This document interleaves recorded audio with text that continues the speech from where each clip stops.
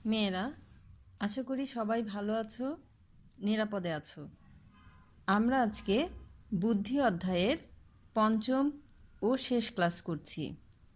এরপর দ্বিতীয় অধ্যায় শুরু করব। তাহলে এসো শুরু করি বুদ্ধি অধ্যায়ের বুদ্ধি প্রতিবন্ধিতা বিষয়টি দিয়ে। বুদ্ধি প্রতিবন্ধিতা একটি বিকাশজনিত ত্রুটি। যারা বুদ্ধি প্রতিবন্ধী তাদের মধ্যে বুদ্ধিবৃত্তিগুলোর স্বাভাবিক বিকাশ ঘটে না।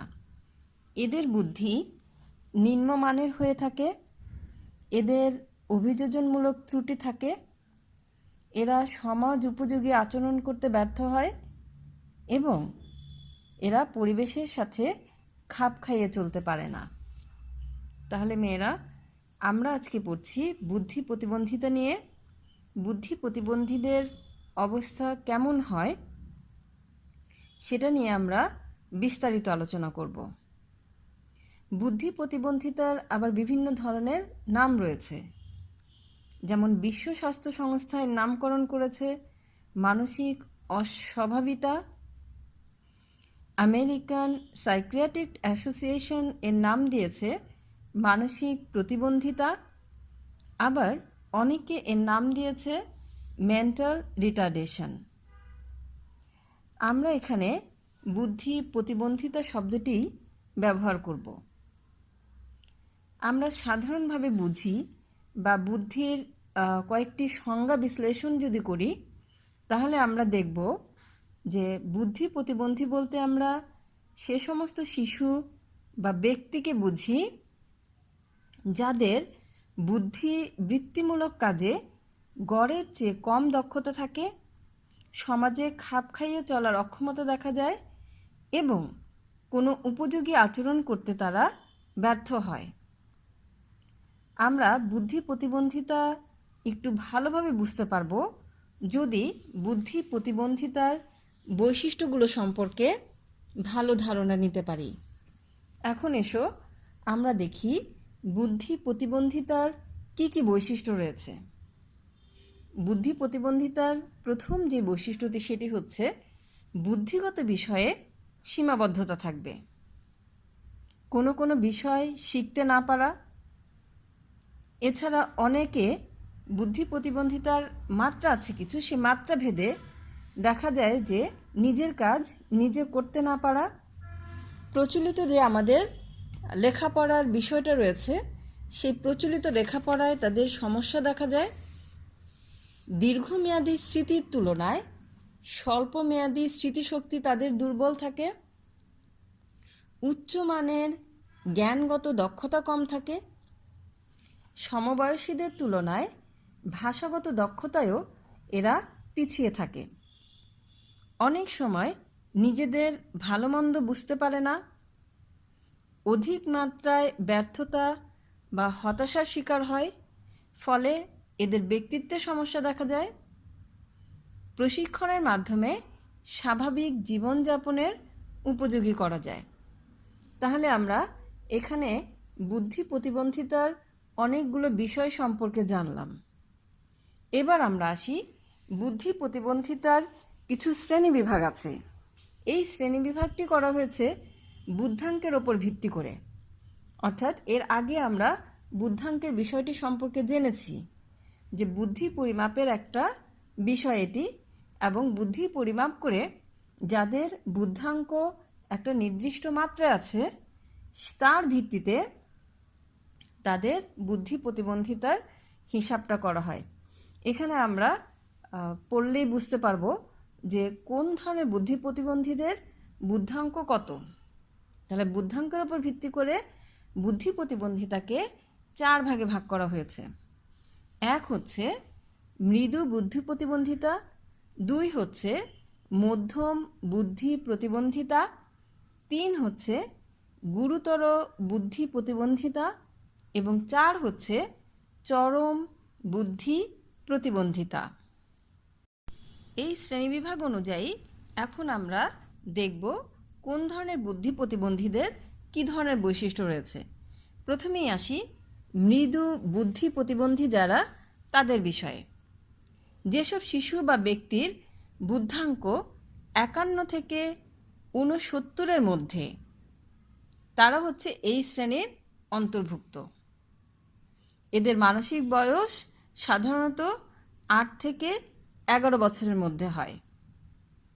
তাহলে আমরা বুঝতে পারছি যে কোনো একটি শিশু বা ব্যক্তি যার মৃদু বুদ্ধি প্রতিবন্ধিতা রয়েছে, তার বয়স যত বেশি হোক না কেন, তার প্রকৃত বয়স যত বেশি হোক না কেন, তার মানসিক বয়স 8 থেকে 11 বছরের মধ্যে হয়। এই মৃদু বুদ্ধি প্রতিবন্ধী শিশুদের আচরণগত কিছু বৈশিষ্ট্য রয়েছে, সেগুলো আমরা একটু দেখার চেষ্টা করি। এক হচ্ছে, এদের ভালো মন্দের বিচার ক্ষমতা কম থাকে। সাধারণত শারীরিক বৈকল্য দেখা যায় না। এরা সামান্য পড়তে পারে, লিখতে পারে ও গাণিতিক হিসাব করতে পারে। বিশেষ শিক্ষা ও প্রশিক্ষণের মাধ্যমে এদেরকে স্বনির্ভর করা সম্ভব। কোনো তত্ত্বাবধান ছাড়াই এরা দায়িত্বপূর্ণভাবে জীবনযাপন করতে পারে। আনন্দদায়ক শিক্ষার মাধ্যমে এদের উন্নতি করা সম্ভব। খেলাধুলা, গান বাজনা প্রভৃতিও এরা করতে পারে। এই মৃদু বুদ্ধি প্রতিবন্ধী শিশুদেরকে শিক্ষা লাভের যোগ্য বলে আখ্যায়িত করা যায়। আমাদের জনসংখ্যার প্রায় 75% বুদ্ধি প্রতিবন্ধী এই শ্রেণীর অন্তর্ভুক্ত। তাহলে মেয়েরা, আমরা দেখতে পেলাম যে মৃদু বুদ্ধি প্রতিবন্ধী যারা, তাদের মানসিক বয়স 8 থেকে 11 বছরের মধ্যে হয়, অর্থাৎ স্বাভাবিকের চেয়ে তাদের বুদ্ধি কম। এছাড়া আমরা বুদ্ধাঙ্ক দেখেও বুঝতে পারি তাদের বুদ্ধাঙ্ক হচ্ছে 51 থেকে 69-এর মধ্যে। এছাড়া কিছু বৈশিষ্ট্য দেখতে পেলাম যে অত বেশি গুরুতর সমস্যা তাদের মধ্যে দেখা যায় না, তবে ভালো মন্দের বিচার ক্ষমতা কম, এবং তাদেরকে যদি আমরা আনন্দদায়ক শিক্ষাদান করতে পারি, তাহলে তারা শিক্ষা লাভের যোগ্য বলে আখ্যায়িত এজন্য বলা হচ্ছে যে এদেরকে শিক্ষা দেয়া সম্ভব। আচ্ছা, এখন আসি মধ্যম বুদ্ধি প্রতিবন্ধিতা নিয়ে। যাদের বুদ্ধাঙ্ক 36 থেকে 50-এর মধ্যে সীমাবদ্ধ, তাদেরকে আমরা বলছি মধ্যম বুদ্ধি প্রতিবন্ধী। সাধারণত এদের মানসিক বয়স 4 থেকে 7 বছরের মধ্যে হয়। এদেরকে প্রশিক্ষণ লাভের যোগ্য বলে আখ্যায়িত করা হয়। অর্থাৎ আমরা এখানে মধ্যম বুদ্ধি প্রতিবন্ধিতা বলতে যাদের বুদ্ধাঙ্ক 36 থেকে 50 তাদেরকে বোঝাচ্ছি, এবং এদের মানসিক বয়স 4 থেকে 7 বছর, অর্থাৎ প্রকৃত বয়স যত বেশি হোক না কেন, তাদের মানসিক বয়স 4 থেকে 7 বছরের মধ্যেই হয়। এদেরও কিছু বৈশিষ্ট্য আছে। এদের বৈশিষ্ট্যগুলো একটু আমরা দেখি। যে এদের বাকশক্তি এবং শারীরিক দক্ষতায় জড়তা দেখা দেয়। শিশুসুলভ ভাষা ব্যবহার ও ত্রুটিপূর্ণভাবে এদের উচ্চারণ করতে দেখা যায়। কিছু পড়তে ও লিখতে পারে। শিক্ষণ প্রক্রিয়া অত্যন্ত শ্লথ ও কষ্টসাধ্য। চেহারাতে কিছু বোকা বোকা ভাব থাকে। বিশেষ প্রশিক্ষণের মাধ্যমে শারীরিক দক্ষতার কিছুটা উন্নতি করা যায়। প্রশিক্ষণের মাধ্যমে এদেরকে আমরা দৈনন্দিন জীবনযাপনে স্বনির্ভর করে তুলতে পারি, এবং বৃত্তিমূলক প্রশিক্ষণের মাধ্যমে এদেরকে আমরা কিছুটা উপার্জনশীল নাগরিকে পরিণত করতে পারি। তাহলে আমরা এতক্ষণ দেখলাম মধ্যম বুদ্ধি প্রতিবন্ধীরা কেমন ধরনের হয়। এরপর আসি গুরুতর বুদ্ধি প্রতিবন্ধিতা। গুরুতর বুদ্ধি প্রতিবন্ধীদের বুদ্ধাঙ্ক 20 থেকে 35-এর মধ্যে সীমাবদ্ধ থাকে। এদের পরনির্ভরশীল প্রতিবন্ধী বলে আখ্যায়িত করা হয়। তাহলে এই পরনির্ভরশীল প্রতিবন্ধীদের বৈশিষ্ট্যগুলো কি হয় সেটা একটু দেখে নেই। এদের শারীরিক অক্ষমতা থাকে, বিকলাঙ্গতা এবং বাক বিকাশে বেশ বাধা থাকে। আচরণগত যোগ্যতা সর্বোচ্চ 4 বছরের শিশুর মতো, অর্থাৎ প্রকৃত বয়স যত বেশি হোক না কেন, এ ধরনের শিশু বা ব্যক্তির মানসিক বয়স হচ্ছে 4 বছরের শিশুর মতো। ভাষার বিকাশ এবং বুদ্ধিবৃত্তিমূলক বিকাশ যথেষ্ট কম। অন্যের সহায়তা ব্যতীত নিজেরা নিজেদের যত্ন নিতে পারে না। দৈনন্দিন সাধারণ ক্রিয়াকলাপেও অন্যের সাহায্য নিতে হয়। শব্দ উচ্চারণে অস্পষ্টতা থাকে। এদেরকে যদি আমরা দীর্ঘদিন ধরে প্রশিক্ষণ দিতে পারি তাহলে এই পরনির্ভরশীলতা আংশিকভাবে আমরা কিছুটা কমাতে পারবো এবং অত্যন্ত সরলভাবে পেশা গ্রহণের উপযোগী করে এদেরকে গড়ে তোলা যাবে। এরপর আমরা আসি চরম বুদ্ধি প্রতিবন্ধিতা। এদেরকে বলা হয় এরা হচ্ছে আজীবন পরাবলম্বী বুদ্ধি প্রতিবন্ধী, অর্থাৎ এরা জীবন ধারণের জন্য নিম্নতম পর্যায়ের যে কার্যাবলী যেমন খাওয়া দাওয়া, কাপড় পরা, মলমূত্র ত্যাগ করা এগুলো নিজে নিজে সম্পন্ন করতে পারে না। এদের বুদ্ধাঙ্ক 20-এর নিচে হয়ে থাকে। এদেরও কিছু বৈশিষ্ট্য আছে, যেমন মনোজগতের বিকাশ এদের খুবই সীমিত এবং অধিকাংশ সময় এরা ঘুমিয়ে কাটায়। আচরণগত যোগ্যতা 2 বা 2.5 বছরের শিশুর মতো। বিকলাঙ্গতা, শারীরিক বিকাশের অস্বাভাবিকতা, মুখ বধিরতা ও কেন্দ্রীয় স্নায়ুতন্ত্রের গুরুতর ত্রুটি বিচ্যুতি থাকে। এরা সারা জীবনই অন্যের যত্ন এবং তত্ত্বাবধানে বড় হয়। পরিবারের জন্য এদের যত্ন করা ও লালন পালন করা গুরুতর সমস্যা হিসেবে দেখা যায়। সাধারণত ক্ষীণ স্বাস্থ্য ও রোগ প্রতিরোধ ক্ষমতার অভাবে এদের অকালেই মৃত্যুবরণ করতে হয়। তাহলে আমরা এখানে বুদ্ধি প্রতিবন্ধিতার শ্রেণী বিভাগগুলো দেখে নিলাম, যে যারা বুদ্ধি প্রতিবন্ধী তাদেরকে একটা মাত্রা অনুযায়ী, যে কেউ বেশি কেউ কম, এই মাত্রা অনুযায়ী 4টা ভাগে ভাগ করা হয়েছে।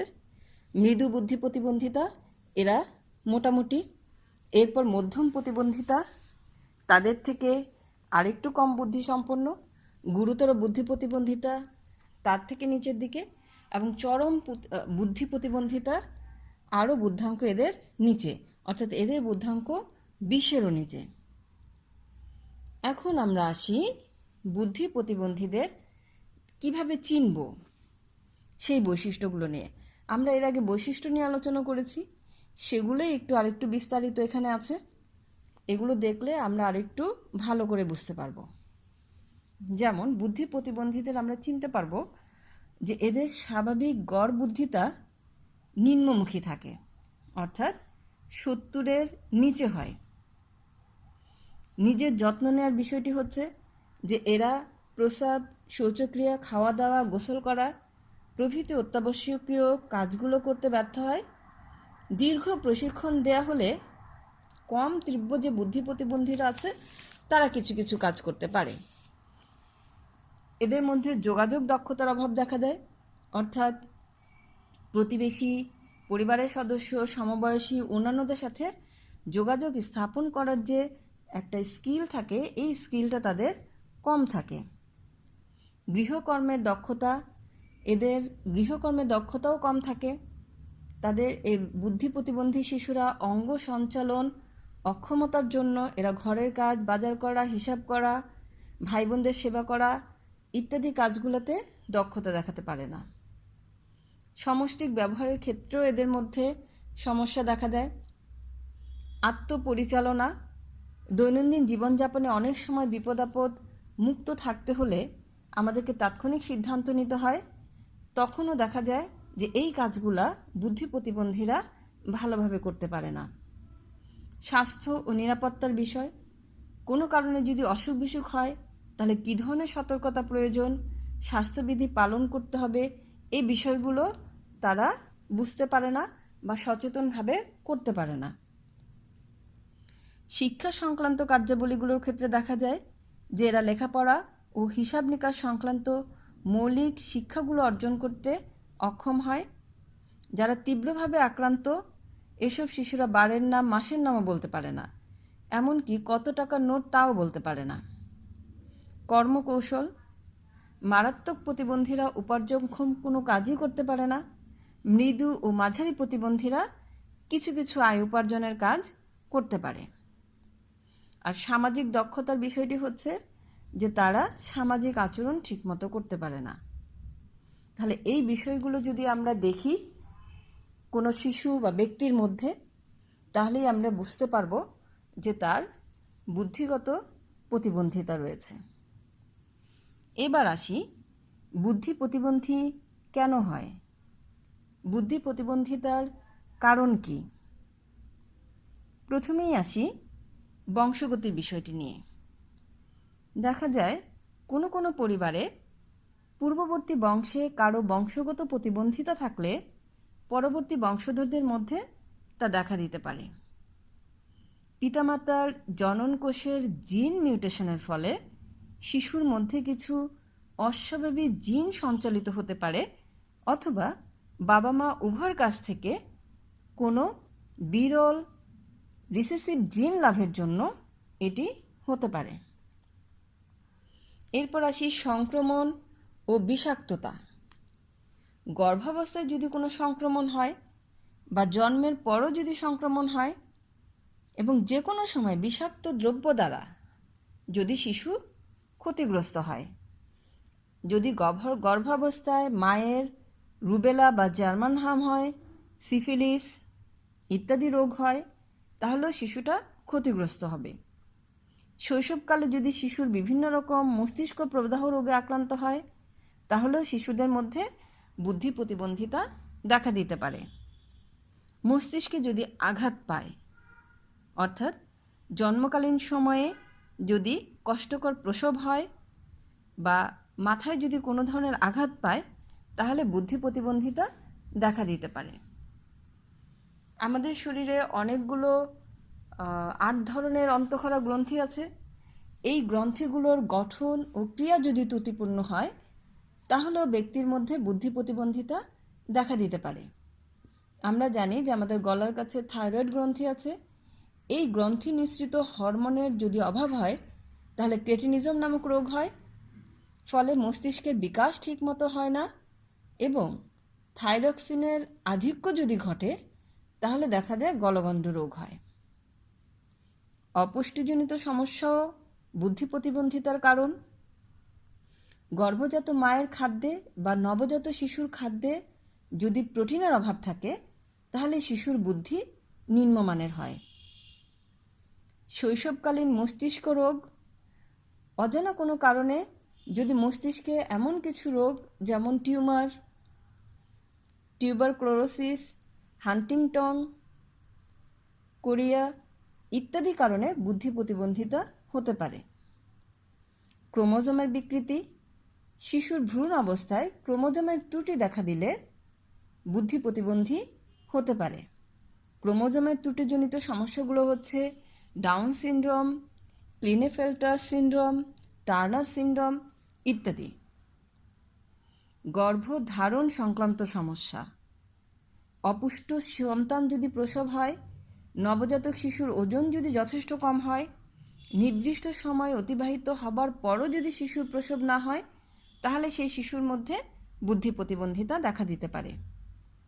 এছাড়া নিকট আত্মীয়র মধ্যে যদি বিবাহ হয়, খালাতো মামাতো চাচাতো ফুফাতো ভাই বোনের মধ্যে যদি বিবাহ হয়, তাহলে সন্তান বুদ্ধি প্রতিবন্ধী হতে পারে। পরিবেশগত প্রভাবও কাজ করে। পরিবেশ থেকে যদি শিশুটা যথাযথভাবে উদ্দীপনা না পায়, নিম্নমানের পারিপার্শ্বিকতায় বড় হয়, তাহলেও তার বুদ্ধিভিত্তিক বিকাশ অসম্পূর্ণ থাকতে পারে। আবেগমূলক সমস্যা, অনেক সময় প্রচণ্ড রাগ, তীব্র ভীতি, উদ্বেগ প্রভৃতি আবেগজনিত সমস্যার দ্বারা শিশু যদি প্রতিনিয়ত তাড়িত হয়, তাহলেও তার বুদ্ধিভিত্তিক বিকাশ যথেষ্ট ব্যাহত হয়। স্বামী স্ত্রীর রক্তের জটিলতা, যে কোনো রক্তের গ্রুপের ক্ষেত্রে মায়ের HR নেগেটিভ, বাবার HR পজিটিভ এবং সন্তানের RH পজিটিভ হলে সেই সন্তান ক্ষতিগ্রস্ত হতে পারে। অর্থাৎ মায়ের যদি RH নেগেটিভ, বাবার RH পজিটিভ এবং সন্তানের যদি RH পজিটিভ হয়, তাহলে সেই সন্তানটা ক্ষতিগ্রস্ত হয় এবং এই সন্তানটাও বুদ্ধি প্রতিবন্ধী হতে পারে। তাহলে এখানে আমরা বুদ্ধি প্রতিবন্ধী কেন হয় তার অনেক ধরনের কারণ পড়লাম। এখন আমরা পড়ব বুদ্ধি প্রতিবন্ধিতা প্রতিরোধের জন্য আমরা কি কি সতর্কীকরণমূলক ব্যবস্থা নিতে পারি। বুদ্ধি প্রতিবন্ধিতা যেহেতু একটি বিকাশমূলক ত্রুটি, এই বিকাশমূলক ত্রুটি বিচ্যুতিকে আসলে সম্পূর্ণভাবে দূর করা যায় না। তাই বুদ্ধি প্রতিবন্ধিতার সমস্যা সমাধানের জন্য প্রতিরোধমূলক ব্যবস্থার উপরই গুরুত্ব দেওয়া হয়। এখানে এজন্য জিন সংক্রান্ত উপদেশনা, বৈবাহিক উপদেশনা ইত্যাদি বিষয়গুলো খুব কার্যকর হতে পারে। আমরা কিছু প্রতিরোধমূলক ব্যবস্থা নিয়ে এখন আলোচনা করব। যেমন, মায়ের গর্ভকালীন সময়ে পুষ্টিকর খাদ্যের ব্যবস্থা করতে হবে। গর্ভাবস্থায় ক্ষতিকর ড্রাগ ব্যবহার করা থেকে বিরত থাকতে হবে। রুবেলা, হাম, সিফিলিস রোগে আক্রান্ত হলে দ্রুত চিকিৎসার ব্যবস্থা করতে হবে। 18 বছরের কম বা 35 বছরের অধিক বয়সী মায়ের সন্তান ধারণ না করা, গর্ভাবস্থায় মায়ের উপর মানসিক নির্যাতন না করা,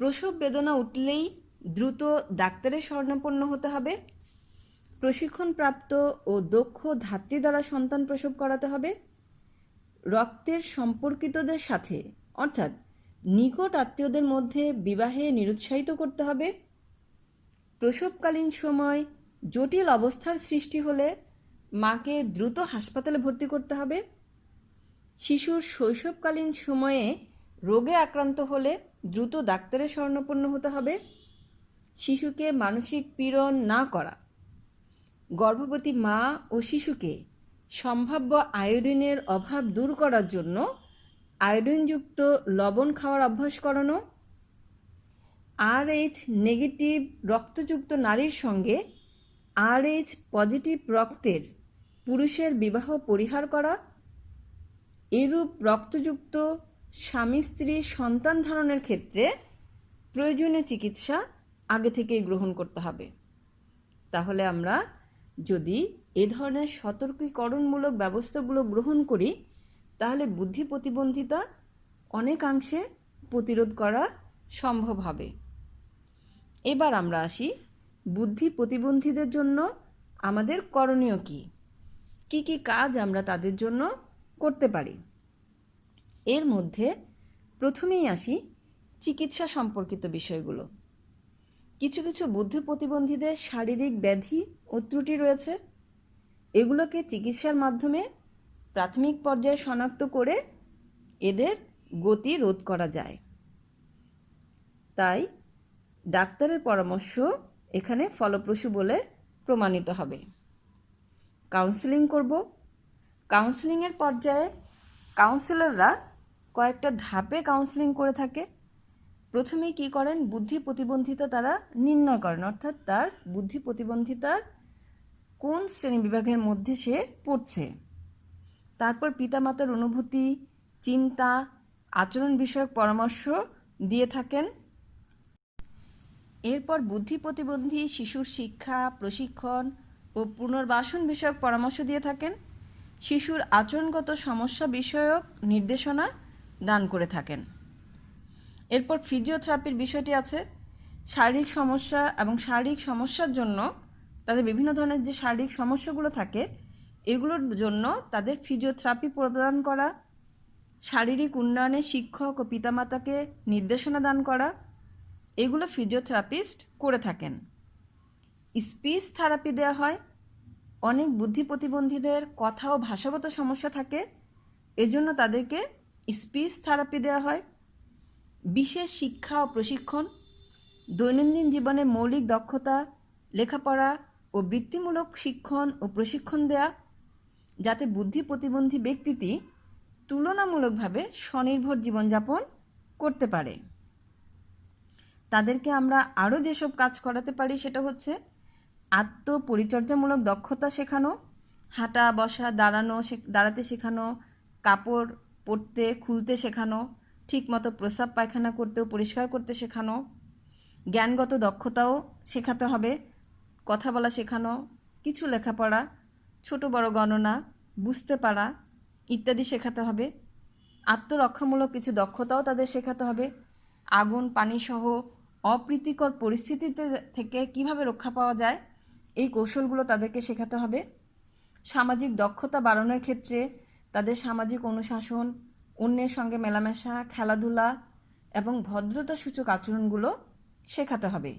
তাদেরকে ধর্মীয় শিক্ষা দিতে হবে, যার যার নিজস্ব ধর্ম অনুযায়ী প্রয়োজনীয় প্রাথমিক জ্ঞান শিশুদের শেখাতে হবে। এছাড়া মনোচিকিৎসা দেয়া যেতে পারে। মনোচিকিৎসা অনেক সময় স্বাভাবিকতা যদি অস্বাভাবিকতা, যেটা বুদ্ধির অস্বাভাবিকতা, এটা যদি স্বাভাবিক পর্যায়ে না থাকে তাহলে সেটা দেওয়া সম্ভব হয় না।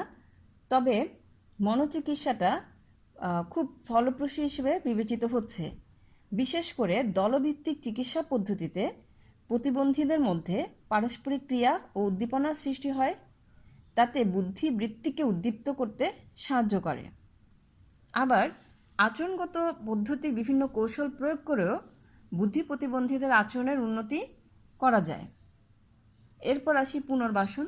এক্ষেত্রে বুদ্ধি প্রতিবন্ধীদের পুনর্বাসন প্রশিক্ষণ ও পুনর্বাসনের সুযোগ সৃষ্টি করা, পুনর্বাসন সহায়তা প্রদান করা, তাদের কাজের উপযোগী পরিবেশ সৃষ্টি করা, এ ধরনের ব্যবস্থা করা দরকার।